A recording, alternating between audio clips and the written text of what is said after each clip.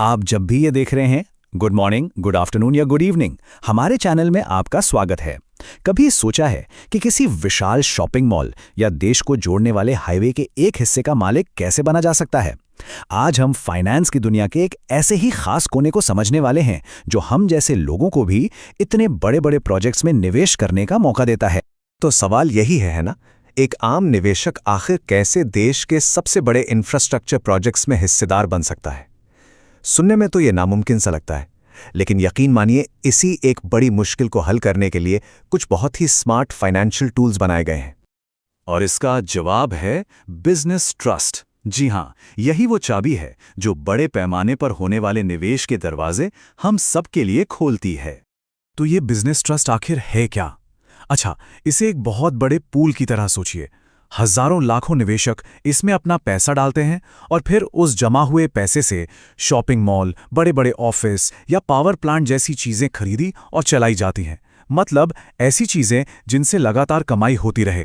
भारत में ये आपको दो तरह के मिलेंगे। एक होता है रीट यानी रियल एस्टेट इन्वेस्टमेंट ट्रस्ट।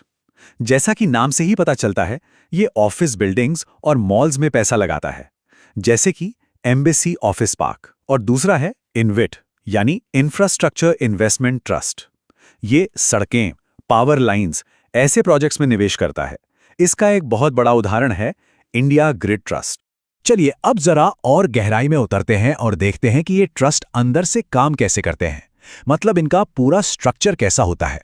देखिए, इसके स्ट्रक्चर में 3 मेन प्लेयर्स होते हैं। सबसे पहले तो है निवेशक, जिन्हें यूनिट होल्डर भी कहते हैं। ये लोग पैसा लगाते हैं। ये सारा पैसा जमा होता है बिजनेस ट्रस्ट के पास। फिर ट्रस्ट इस पैसे को एक स्पेशल कंपनी को देता है जिसे कहते हैं एसपीवी।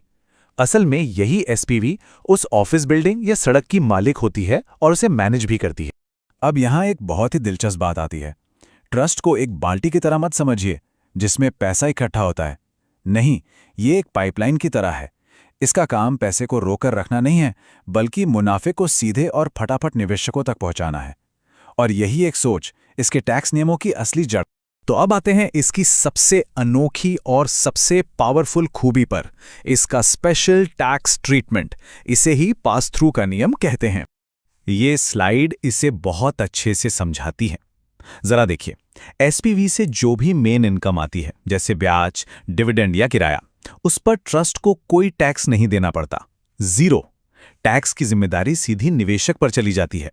मतलब इनकम ट्रस्ट से होके बस गुजर जाती है, उस पर रुकती नहीं। इसीलिए इसे पास थ्रू कहते हैं। हाँ, लेकिन डिविडेंड के मामले में एक छोटा सा पेंच है। निवेशक को इस पर टैक्स तभी देना होता है जब नीचे वाली एसपीवी कंपनी ने खुद बहुत कम रेट पर टैक्स चुकाया हो। इसका सीधा साधा मकसद यह है कि एक ही इनकम पर सरकार 2 बार टैक्स ना ले, बस एक ही लेवल पर टैक्स लगे। यही बात निवेशकों के लिए इसे इतना फायदेमंद बनाती है। और हाँ, अगर ट्रस्ट कोई और तरह की इनकम कमाता है, मान लीजिए कोई प्रॉपर्टी बेचकर मुनाफा हुआ, तो उस पर ट्रस्ट खुद टैक्स भरता है। ऐसे में निवेशक को उस इनकम पर दोबारा टैक्स देने की कोई टेंशन नहीं होती। सिस्टम एकदम साफ सुथरा है।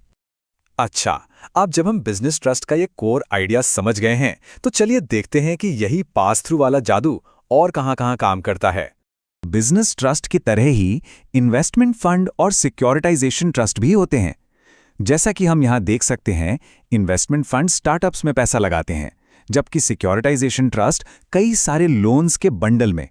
लेकिन इन सब में एक बात कॉमन है, इनकम को सीधे निवेशक तक पहुंचाने का ये पास थ्रू वाला सिद्धांत।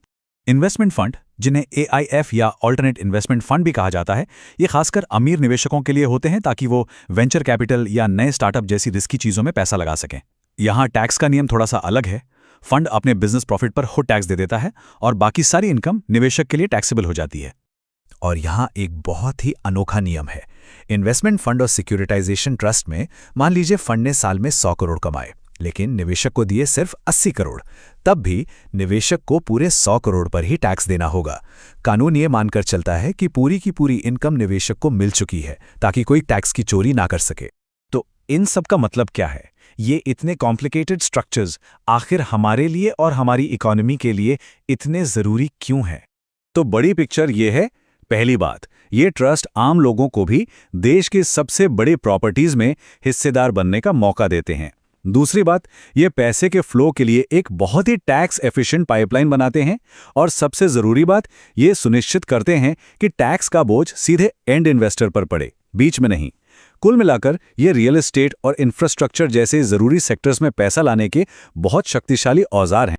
तो हम आपको इसी एक सवाल के साथ छोड़े जाते हैं। अगर ये फाइनेंशियल टूल्स किसी भी चीज़ में निवेश करना इतना आसान और इतना सुलभ बना देते हैं, तो ज़रा सोचिए भविष्य में किस तरह के नए और विशाल प्रोजेक्ट्स का बनना मुमकिन हो सकता है। देखने के लिए बहुत बहुत शुक्रिया। ऐसे ही और एजुकेशनल वीडियोस के लिए हमारे साथ बने रहिए और सुनील सर के साथ मज़े से सीखते रहिए।